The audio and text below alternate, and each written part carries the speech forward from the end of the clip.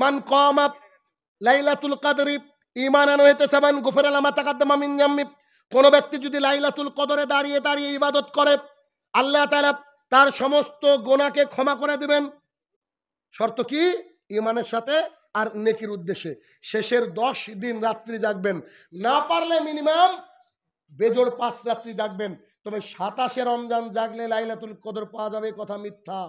আল্লাহ রাসূল সাল্লাল্লাহু আলাইহি ওয়াসাল্লাম নিজে বলেছেন, আমি লাইলাতুল কদর কবে এই কথা বলার জন্য বেরিয়ে আসলাম বাড়ির থেকে।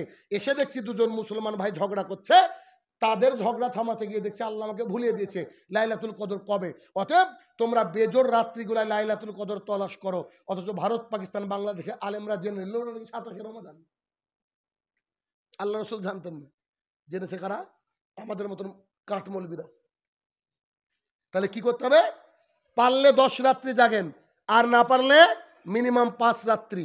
এই লাইলাতুল কদর যদি জাগেন কি হবে? আচ্ছা, এখানে কি 80 বছরে কোনো লোক আছেন? 80 বছরে নাই, তাই না?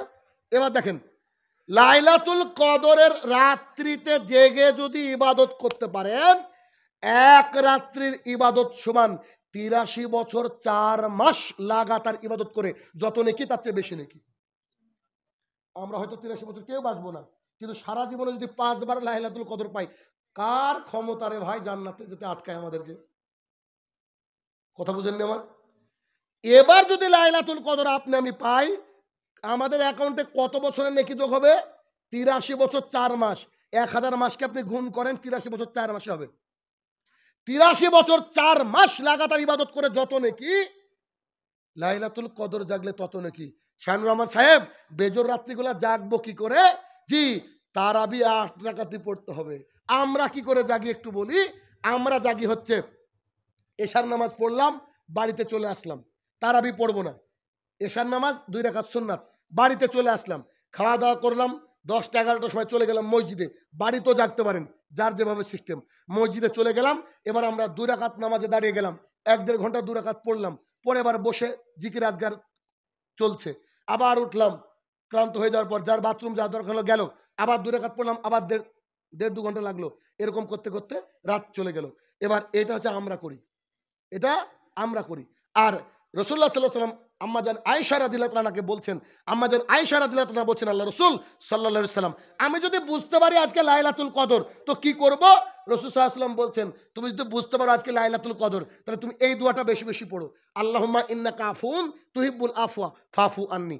আল্লাহ, তুমি ক্ষমাকারীকে ভালোবাসো, তুমি ক্ষমা করতে ভালোবাসো, তুমি আমাকে ক্ষমা করো না। সেজদায় পড়েন, রুকুতে পড়েন, হাত তুলে পড়েন, এমনি পড়েন, যতক্ষণ বসে আছেন একেবারে ফেনা তুলে দেন মুখে পড়তে পড়তে পড়তে।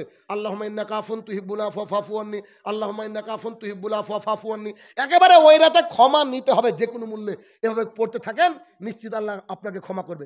এবার যারা আইসিইউর পেশেন্ট, আমি এত বলার পরেও আপনারা রাত জাগবেন না জানি, কিন্তু কিছু লোক আছে না যে স্টেজে মারবো তাই বলে, স্টেজে মারা লোক আছে। স্টেজে মারা বুঝেন কি? সারা বছর পড়ছে না, যে কিরে কি করবি, যে স্টেজে মারবো না, নকল নকল করে পাস। তো এইসব নকল করে পাস করা লোকদের জন্য একটা অফার আমি দিয়ে যাই, যদি কাজে লাগে, মানে যে কোনো মূল্যে আপনাকে আমি 83 বছর 4 মাসের ইবাদত দিতে চাইছি, দেখেন একটু। এবার আল্লাহ রাসূল সাল্লাল্লাহু আলাইহি ওয়াসাল্লাম বিভিন্ন হাদিস থেকে পাওয়া যায়, যে রাত্রিটা লাইলাতুল কদর হবে ওই রাত্রে কিছু নিশানি আছে। যদি বুঝতে পারেন এই নিশানিগুলো মিলে যায়, আর বাড়িতে যাবেন না, মসজিদে রাতটা কাটান। তাহলে 83 বছর 4 মাস যদি মিলে যায়, লটারি যদি একবার লাগা যায় ভাই, 83 বছর 4 মাস, সেটা কি? এক, ওই রাত্রি বেলাটা ঘুটঘুটে অন্ধকার হবে না, একেবারে থাকে না খুব অন্ধকার, ওই রাত্রি বেলাটা ঘুটঘুটে অন্ধকার হবে না, অন্ধকারও থাকবে, আলো থাকবে, মানে লাইট ছাড়া চলতে পারবেন মোটামুটি।